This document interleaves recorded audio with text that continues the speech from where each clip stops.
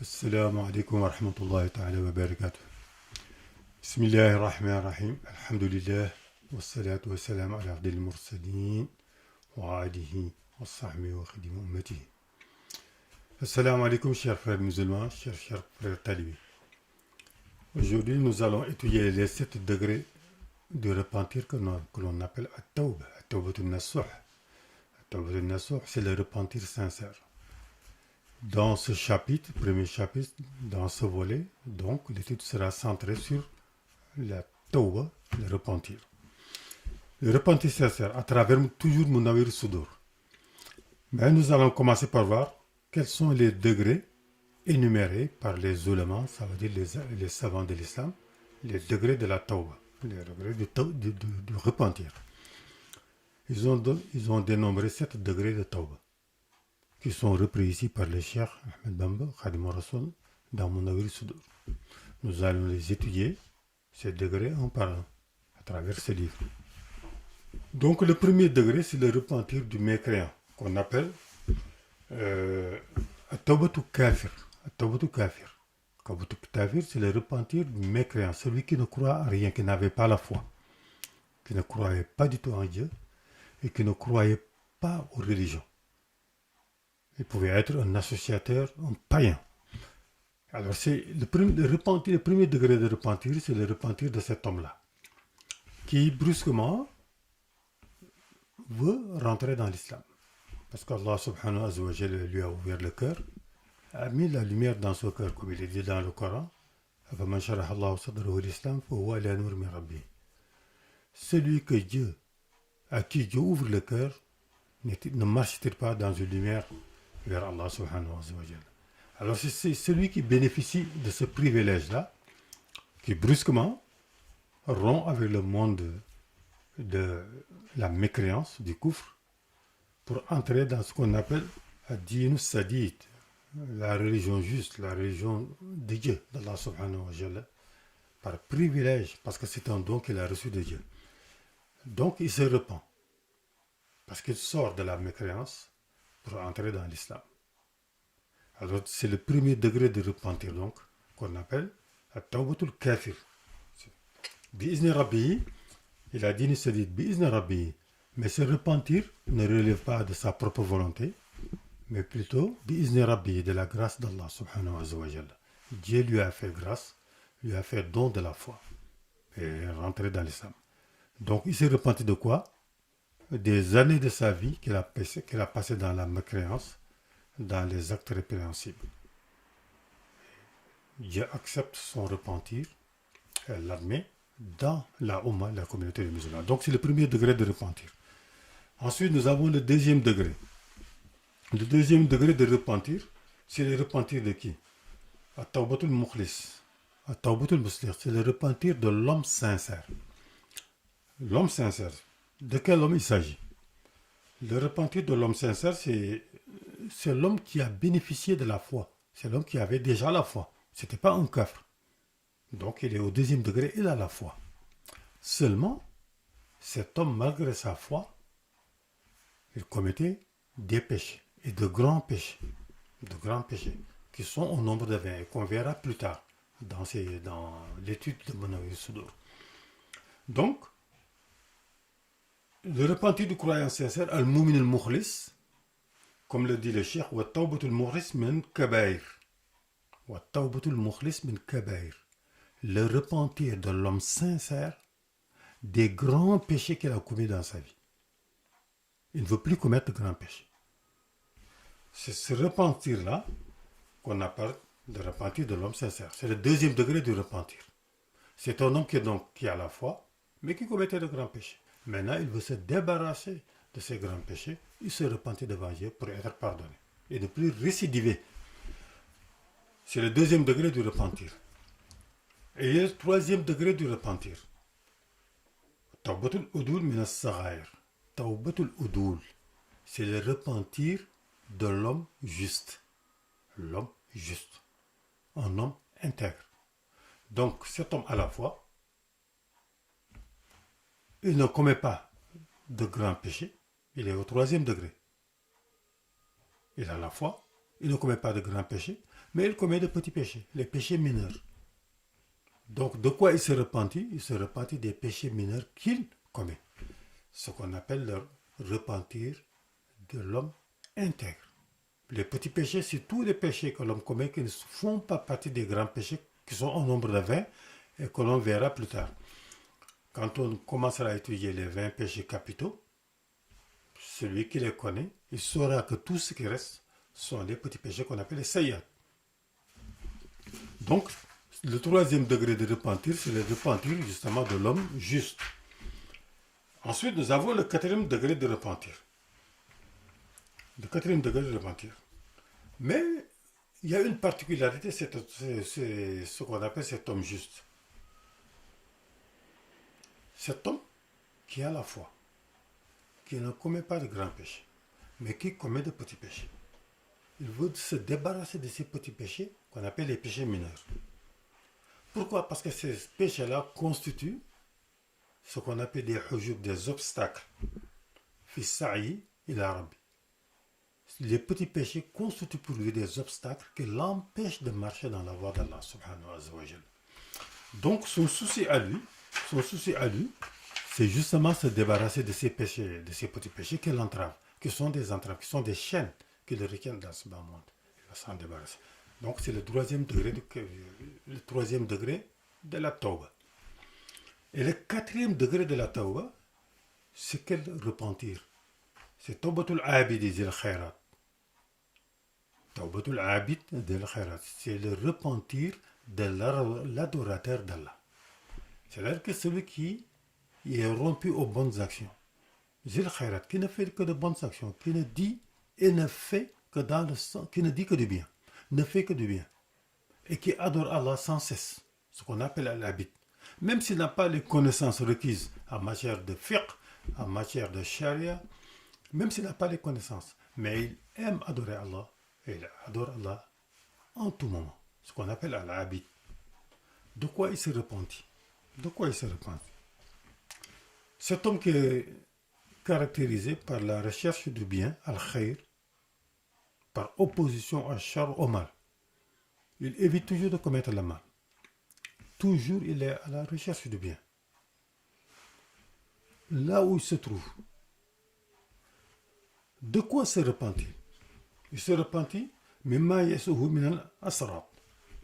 Min al-asrat. Asra, ça veut dire que les fautes d'inattention. Donc c'est un homme de bien, qui ne commet pas de grands péchés, qui ne commet même plus de petits péchés, mais qui peut commettre des actions mauvaises par inattention. C'est-à-dire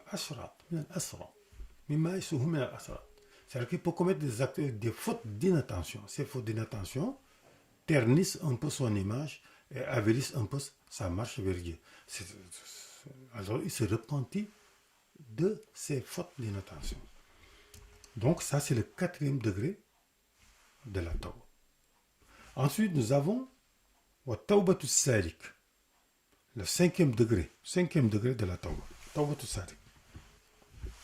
As-salik, c'est qui le salik? As-salik, c'est le mouride engagé dans la voie d'Allah.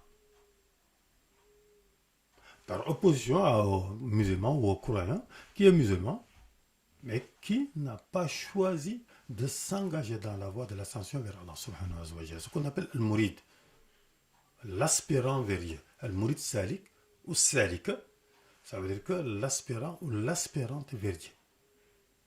Mais qui s'est engagé résolument dans la voie d'Allah subhanahu wa ta'ala. Ce qu'on appelle salik. Il dit que il y a un degré de tauba, un degré de repentir qui correspond à ce stade.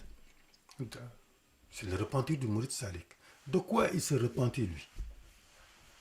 وَتَوْبَةُ السَّالِكِ لِلْتِفَاتِ مِنْ إِلَى الْقَلْبِ وَمِنْ آفَةٍ. Il se repentit de deux choses. De deux choses. مِنْ إِلَى الْقَلْبِ. l'iltifat min ilalil qalb. Il se repentit des errements, le fait d'errer de son cœur. Il arrive un moment où lui, il ne commet plus de petits péchés, ni de grands péchés. Il ne commet même plus des fautes d'inattention. Mais ce qui le caractérise, il a son cœur. Il veut purifier son cœur. Il ne veut plus de ternissure dans son cœur. Il ne veut plus de défauts qui restent liés au cœur. C'est ça son souci. Alors lui, ce dont il se repentit, c'est justement quand son cœur dévie un peu. Quand son cœur dévie, il pense à quelque chose à laquelle il ne devait pas penser. Ou bien il sent dans son cœur vis-à-vis de quelqu'un une certaine petite animosité ou des choses comme ça. Voilà de quoi il s'agit. Il ne s'agit plus de petits péchés ni de grands péchés. Il ne s'agit même plus de faute d'inattention, mais il s'agit tout simplement des errements de son cœur. Il a un problème avec son cœur. Son souci principal, c'est justement de purifier son cœur et de parfaire l'état de son cœur. Donc voilà de quoi il se repentit. Le sixième degré, maintenant le sixième degré, c'est celui qui se repentit de quoi? Le sixième degré. Ce qu'on appelle Tawbatul Wari. Le repentir de l'homme pieux. L'homme qui est très pieux. Fil jihati mimma yasuhu min ash-shubhat. Fil jihati mimma yasuhu min ash-shubhat. De quoi il se repentit? De ce dont il a des doutes sur le caractère licite ou non.